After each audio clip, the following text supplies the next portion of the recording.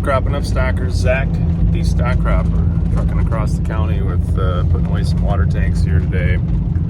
And haven't made a video in a while. I've got my field day video coming soon. I had some issues with the file format that was taken on an iPhone, but I'm still working on that, and I will eventually get that up and posted. But I want to say a big thank you to all that came out 2 weeks ago now. Hard to believe. But we had a fantastic field day with Vance Crow and Jason Mock and Rick Bieber here with different demonstrations and talks, and we had people that came, I think, from 5 states again across the country. And the really neat thing about this year was we had a lot of families with young kids, and that was a game changer for me. Kind of gave me some new ideas about, especially what the field day could look like to cater to that, to get more young farm families interested in coming to see what we're doing. So there's a lot of stuff to get people caught up on since the last video we made, and I'm going to try to pack a lot of stuff in here. But I want you to make sure you watch the video all the way through, because the very end of this video will be the debut of the ClusterCluck Pico, which we showed at our field day, but I'm going to put a segment at the very end of this video about that. So make sure you watch the whole thing through. Okay, so first stop on the tour today is the strip intercrop field, and harvest is getting close here. Walking through the headlands, we've got 32 rows on the outside of this field of Pioneer 94, 92 right here. Nice looking ear. This stuff is getting close. I would guess we're probably about 22-23% moisture. Don't have a combine yet, so waiting for that, and maybe by next weekend we'll be plucking some of our earlier corn and taking that out to get this field opened up so that we can be ready to harvest what I'm going to show you next, which is our soybeans. So here we are, our strip intercrop field of soybeans. And this is really quite interesting. There are some things that I've noticed in here. So again, the middle 6 rows of this 8-row strip, if you haven't seen this before, we planted to a 2.5 Pioneer bean, and they look pretty good. They're planted about 160,000, so they're not quite potted as heavy as my normal beans, but still look pretty solid. And our outside row on each side is a 1.9 Pioneer Enlist bean. And again, the reason we did this was because last year we had issues with wrapping around the end of the auger with these viney beans that weren't quite mature, being in the shade. So we just planted an earlier bean to try to offset that problem. So these will be nice and dry and ready, and then the middle 6 will be more like normal.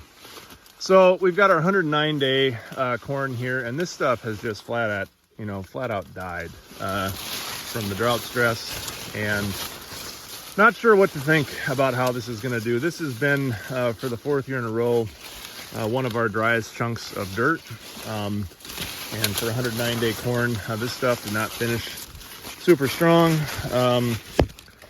I'm gonna stop here and break open the ear for.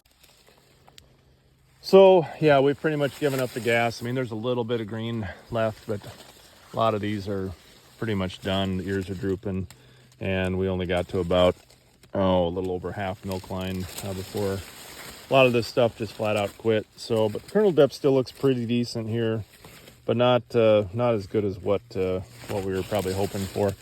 So I don't know what the corn's gonna do. I think the beans are gonna be pretty decent in here. We've got a lot of ears out here on this outside row at 45,000, and they're okay sized. This one's probably only 14 around, by maybe 40 long there. So you get a lot of those. It's going to add up, but I'm just not as overly optimistic on our intercrop yields, just because of this field kind of running out of moisture and being a really dry field here the last couple of years. But for 109-day, this did get a fungicide on it. No disease. It just flat out died in that hot heat we had. But the interesting thing is, compared to all the rest of my soybeans, the environment in these intercrop strips definitely help these beans do better through the stress of that heat. And I don't know if it was just the fact they broke up the wind, but I have these other the same 1.9 bean in my other fields, and they are substantially further along than the beans in the intercrop system. These look like they had less stress and are maturing kind of more normally. My other ones, there's a lot of them that have probably 2/3 of the leaves dropped already. So anyway, some interesting stuff here, but wanted to show our field scale 80 acres of strip intercropping again.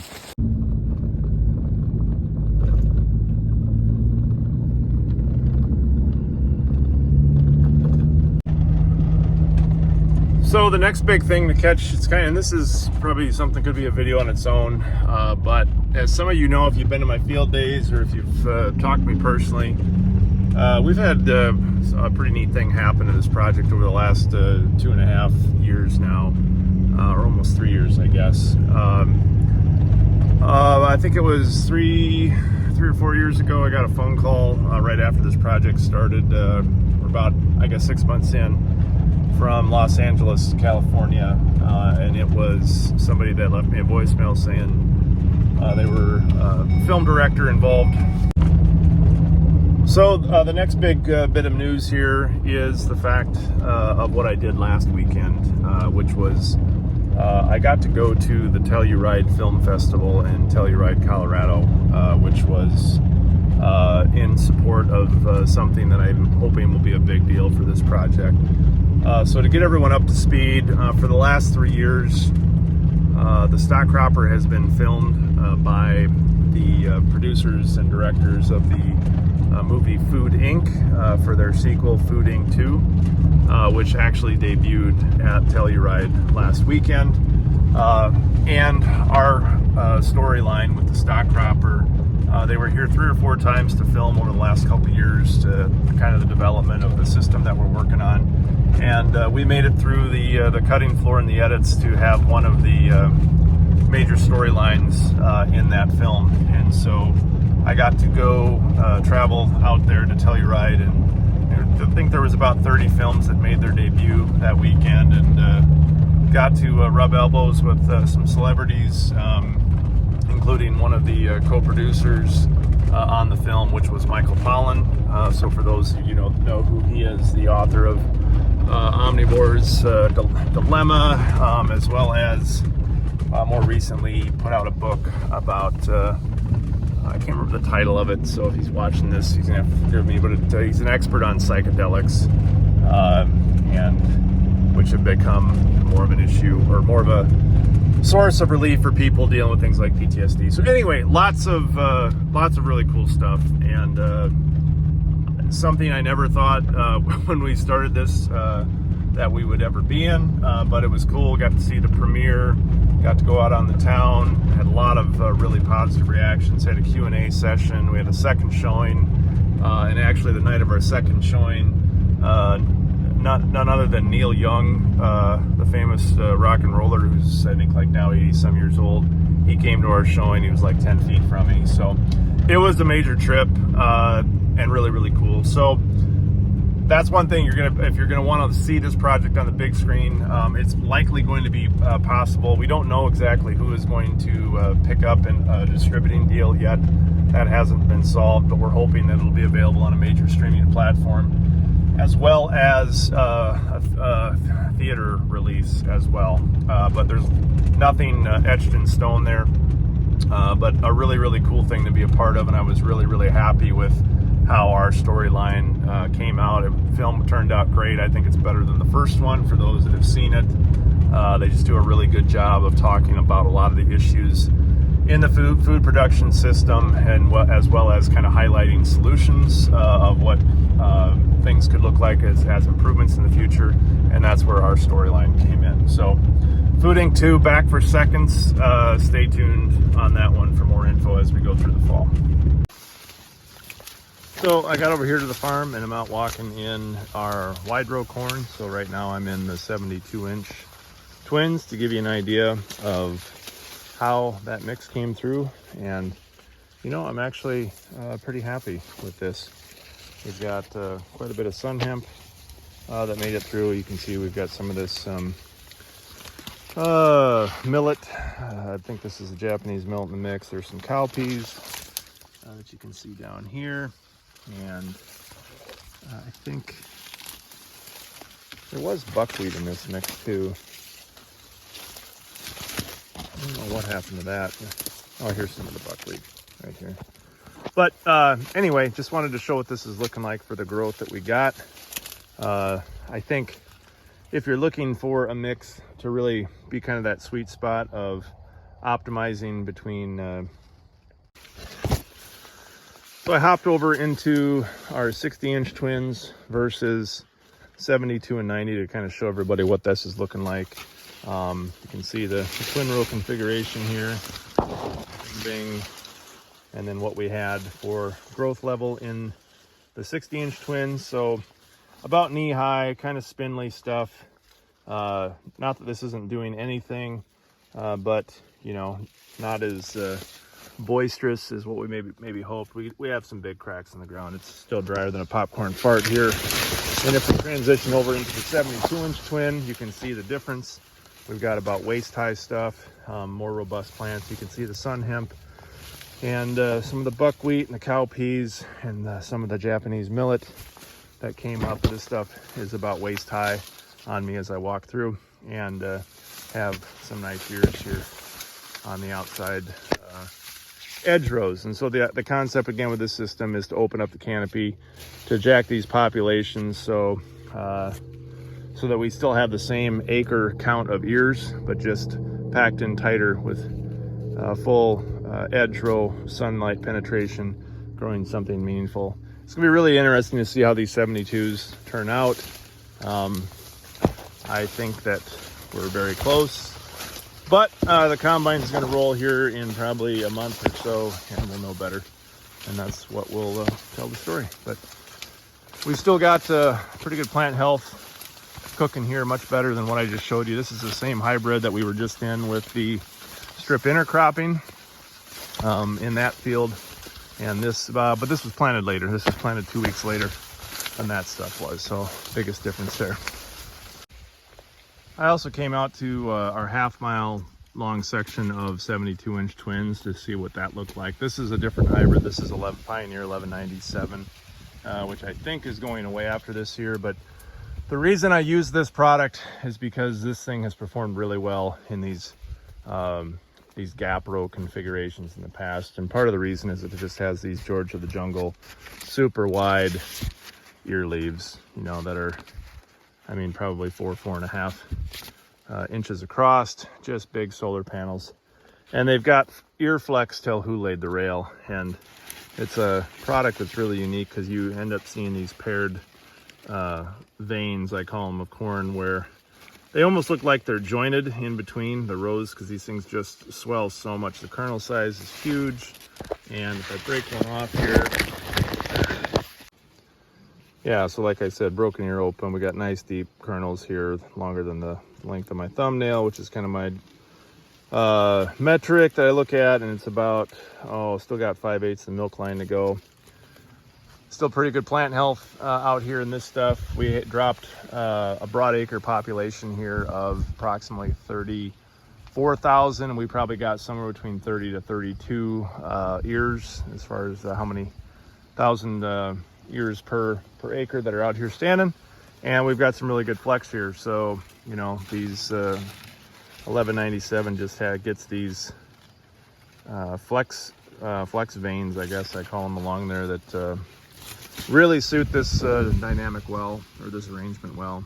If we could have just gotten some more rain, more than 17, 18 inches to finish this out. We've got nothing in the 10-day forecast, so this is probably going to finish not as strong as it could. We've still got big cracks in the ground out here, but still, for this little bit of rain, really, really happy with how this stuff is held together and looks.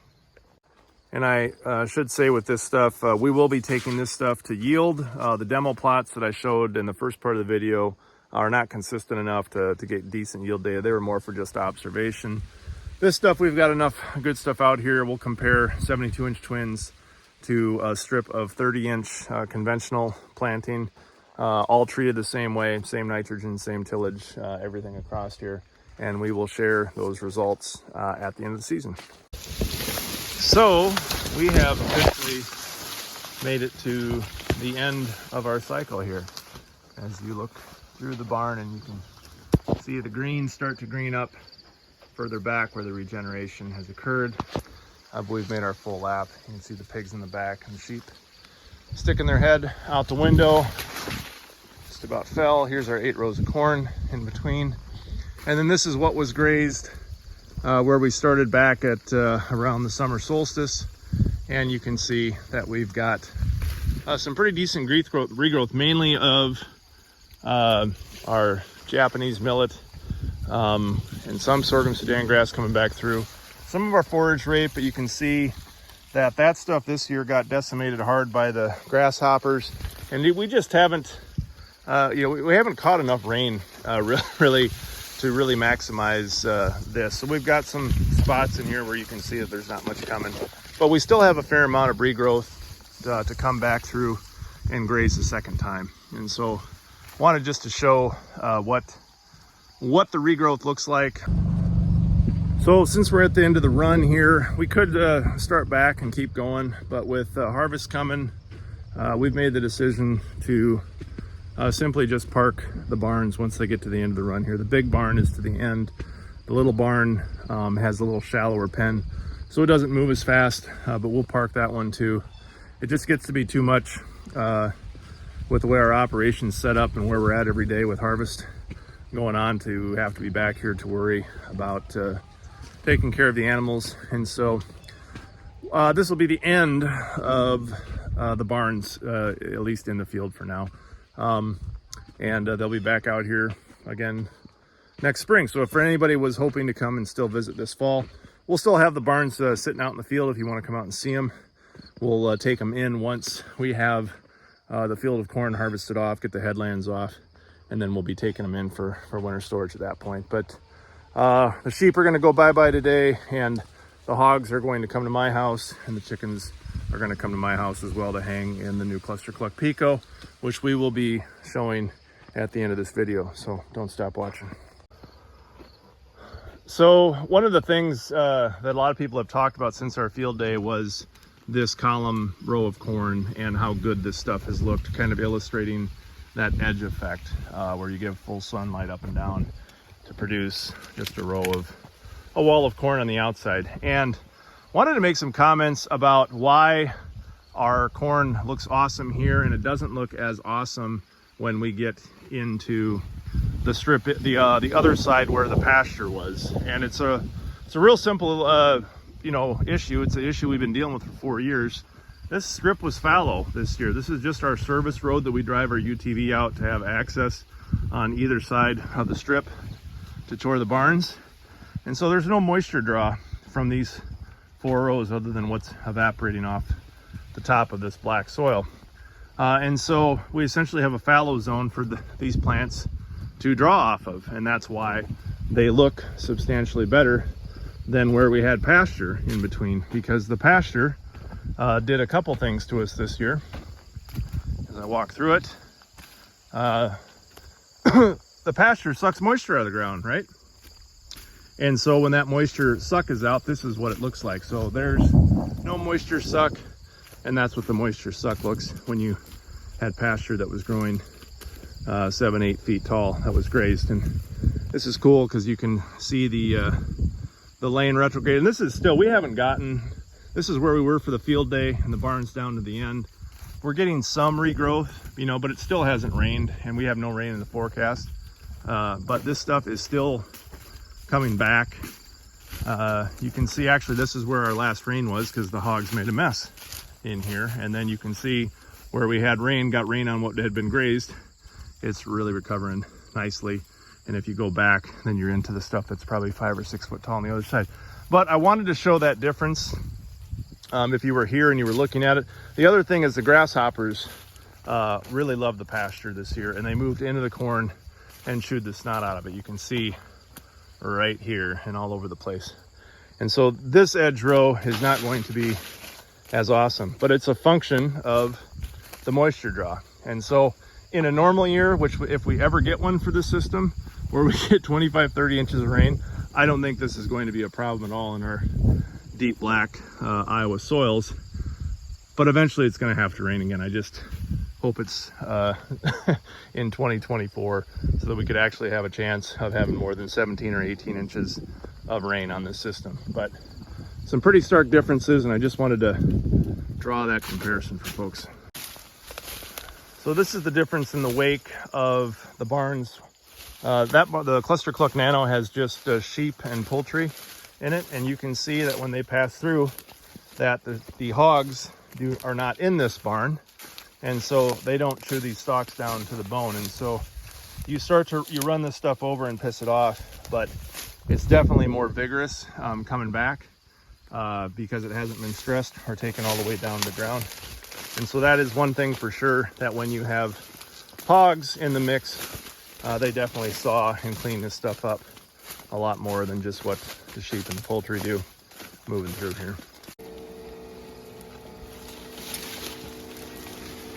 ClusterCluck Nano has still got, like I said, a little bit more space to go, so we're moving this one. So these sheep will be here for about another week before we'll be to the end. If you haven't seen this thing creep before, it's about 30 inches a minute, I think is what this thing moves. So it takes about 2.5, 3 minutes to move the 8 feet that we're traveling here. We've got our hens in the back that have been crapping eggs out till who laid the rail. Got more eggs than we know what to do with, which is a good problem. Wealthy people have lots of eggs. I think somebody said that somewhere, sometime. Okay, and so last but not least in this video, one of the things that we debuted at our stock cropper field day is this little invention that we call the ClusterCluck Pico, the chicken Roomba of backyards going forward. So I'm going to make just a brief intro and probably a more in-depth video to this first backyard prototype machine that we've made. But the concept of this barn was really simple. We wanted to make growing protein and having protein sovereignty in your backyard a delight and really easy. And so the design and engineering that we put into this first prototype that we're hoping to take to market shortly is to make chicken farming, take all the pain points out of chicken farming in the backyard, yanking a chicken tractor around, watering it, being able to get inside to chore or fix something or deal with the chickens. We wanted to make something that was completely serviceable from outside. So this barn is designed so that you can get your eggs, you can then feed it with that pipe right there. And then last but not least, you can water it all from outside. So there's never a need to get into this barn unless there is something that is wrong. You can see we've got solar panels there up top to power this thing. And you can see actually that we just keep it hooked up to our hose to make watering really easy. And I'll show the inside here shortly. And then the barn itself is powered, has the ability to be powered and moved either autonomously or manually with this switch operated right here. We've got a 24-volt battery system on board with a computer controller that gives us the option to do Bluetooth programmable control with the ClusterCluck app on a cell phone. Right now, I don't have that fully installed. I'm waiting. This barn was manufactured by a company called Kinetic Technologies that did all the fabrication work, and then we have Dawn Equipment controls from our friends in Milwaukee. And so, but I wanted to show real quick here on the end of the video what this thing looks like and then show how easy it is to move. So I just come up here and I've got this toggle switch that I hit.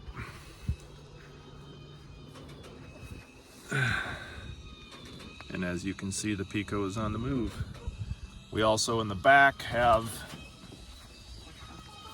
our fluffer system that scares the birds away from the back.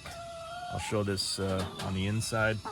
Makes them move up to the front, which they want to do anyway because they're looking for the good stuff that comes with the move and getting into fresh grass. So now I'll show you the inside of the barn. Before I do that, I wanted to clarify a couple things. So this barn is designed to go straight back and forth. So we have a single motor drive wheel up front, and then we had this electric actuator. And what the actuator does is it allows us to put weight on this drive wheel or lift it up so that this barn can be freewheeled on its own. It's actually really easy to push this thing if the drive wheel is raised all the way up. When it's in autonomous mode, what will happen is that the barn will lift itself up, get the front wheels off the ground because they're fixed, and then transfer the weight to the front wheel. Barn pulls itself ahead. Now when it's time to turn the barn around, so you can see we're almost to my gravel road here, our driveway, and what we'll want to do is spin it around and send it back to this trap. We simply take this barn, or this steer bolt hitch. This thing essentially turns into a pallet jack. We unhook the locking pin so that we can swivel the wheel around, and we just manually toggle the barn around to point back this direction. And then we can either come on and advance it manually or put it in autonomous mode, where we will say the barn has, you know, say 95 feet until it's going to hit the barn down there. So the barn will only travel 90 feet to give you room for it to be manually turned around. So if you look at the inside, you can see the nesting box here that we got from Hen Gear. You can see them going in to make a deposit. We've got our feed chute that comes in and fills our feed bucket here. So this is going to be designed to take a whole 40-pound sack of feed that you might buy at Tractor Supply or Rural King or Baumgars, what have you. Our water system that's tied into our PVC pipe, which is attached to, or will be attached, I don't have it hooked up yet, but we're going to work on that this week, into our rain gutter system, so that if it rains, you're capturing rainfall. You can see the fluffer design down here, and then we've got our predator apron control to keep predators out in a tight seal to the ground, even when the barn raises and lowers. So that's a real brief overview of this barn. We're going to do a quick redesign on this because we've got a lot of things really close. I'm really pleased with how well this has been working for the last week or so here on my property. My wife is absolutely thrilled. It really makes having chickens on your place much simpler, and plus it just looks cool to have this autonomous vehicle moving livestock across the lawn. But we're going to do a redesign, probably make another one, and then I'm hoping that we're going to be ready to go to production on these things sometime this winter. That's the goal that I'm working toward right now. So if you're interested in getting your hands on a ClusterCluck Pico, go to thestockcropper.com, sign up for our mailing list, and when we're ready for release, that is where we will announce this first for people that want to place orders. So as you can see, we've had a really busy month here with the field day and Fooding 2 coming out, and now the announcement and work that we're trying to push toward commercialization on the ClusterCluck Pico. This is a crazy ride, and it's a lot to hang on to every day between running a farm operation still and trying to keep the work going on the project. But I appreciate everybody's support and continued watching of what we're doing and the constant encouragement that I get. I can't be happier with where we've gotten to in such a short order of time. We've got a long ways to go. So that's it for today. A lot of stuff, but thanks for watching. Keep it real.